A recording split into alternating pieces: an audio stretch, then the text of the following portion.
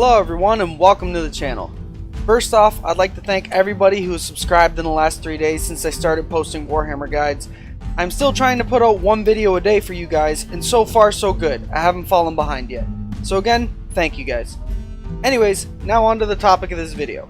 The Rule of Cool. If you don't know what the Rule of Cool is, it's a rule allowing conversions in tournaments and campaigns or even regular games. It's not found in the rule book or any book that you would purchase. It's more of just a very common house rule that everyone goes by. If you don't know what a conversion is when you kit bash or use models as other models that they aren't. To give you an example, here's a picture of my Chaos Champion on bike. The actual model is a biker sergeant from Dark Angels. Like a lot of Chaos players in 7th, I bought a Dark Vengeance box set and was stuck with a bunch of Dark Angels models for an army that I didn't want to use. So I converted them up and threw them into my Chaos army. Some of them are better conversions than others, but I've been allowed to use all of these models in every campaign and tournament I've played in because of the Rule of Cool. Does the model accurately represent what the original model looks like? Meaning, if the original model has Space Marine armor, then your conversion should have Space Marine armor, or at least armor that looks as strong as Space Marine armor. Does the model have accurate weaponry? If the model's loadout is supposed to be a chainsword and pistol, does your conversion look like it has a chainsword and pistol? Does your model have the proper sized base? This is important for balance reasons. And is the model around the same size as the original model? This again is also for balance. That's the basics of the Rule of Cool. If your model follows those things, then your model should be allowed in tournaments. So what are the reasons you would want to convert models? Well, there are a couple reasons, and the big one is because sometimes it's cheaper than buying the real models. Here's another example. This is the model for a Vampire Count Direwolf from Warhammer Fantasy. I used this as a Khorne Fleshhound in my Khorne army. There wasn't much work to do to convert it because this model by itself accurately represents a Khorne Fleshhound. Does it look like a demon dog? Yes. Does it look like it has teeth and claws? Yes. Is it around the same size as a regular Fleshhound? Yes. Is it on the proper sized base? Yes. Since all of these requirements were met, this can count as a Khorne Fleshhound because of the Rule of Cool. The reason I went with these models over the real ones is because even after purchasing the proper sized bases separately, I still paid much less for 30 of these models than I would have for 30 of the real Fleshhounds. The real Fleshhounds are around $70 Canadian for 5 models, while the Vampire Count Direwolves were $30 Canadian for 10 models.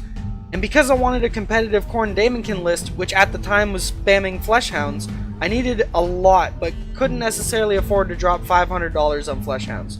So converting models, or in this case using models as counts as models, works as long as it meets all the requirements for the Rule of Cool. Another reason to use converted models is because conversions look badass.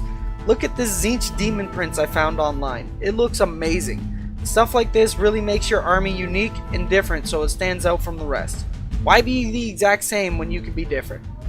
The last thing I should mention about conversions and the Rule of Cool is there is a general rule of thumb for the size of the model. Generally, your conversion is allowed to be bigger than the original model, but never smaller.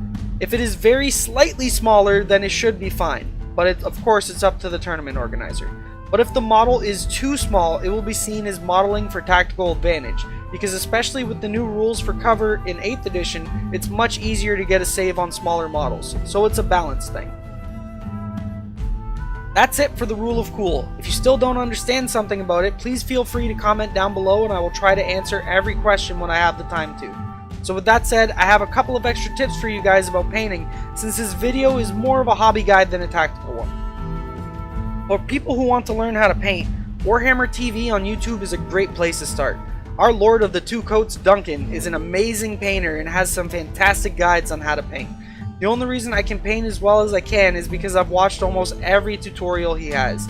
Even if the tutorial isn't for a model you own, you can still learn different techniques and color combinations from watching them. This tip is probably a given since I would assume most people have already looked up Warhammer TV, but in case you haven't, it's a great place to learn how to paint. The last thing I want to mention is a guide I found for matching paints together. When I first started, I didn't know which colors were meant to highlight each other, which required me to do a lot of research and test on my own models to see what worked and what didn't. But I've recently discovered this guide that has almost the whole Citadel range, and it shows what colors highlight each other best and shows you the results you'd get right on the page. I'll have the link for a guide down below so you can download it or just save it as a bookmark online like I did. That's going to be it for this episode. Sorry if you were hoping for a tactics video, but I felt like getting this video out of the way since I figured it would be quicker and easier. I will upload another video later on tonight that will have to do with tactics. So if that's your thing, then come back for that. It's going to be part 2 of the tips and tricks for the charge and fight phase. So with that said, hopefully I taught you guys something, and if I did or you just enjoyed the content, feel free to subscribe for more daily Warhammer 40k content. Thanks for watching everyone, and happy wargaming.